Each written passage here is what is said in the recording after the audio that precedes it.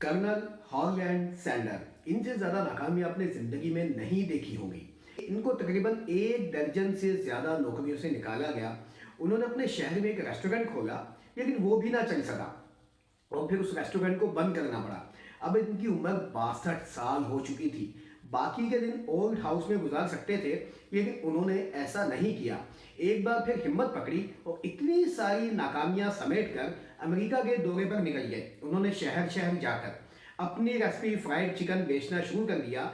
ये आम लोगों में इतनी मकबूल हुई कि 1964 में पूरे अमेरिका में केएफसी की 600 ब्रांचेस खुल चुकी थी।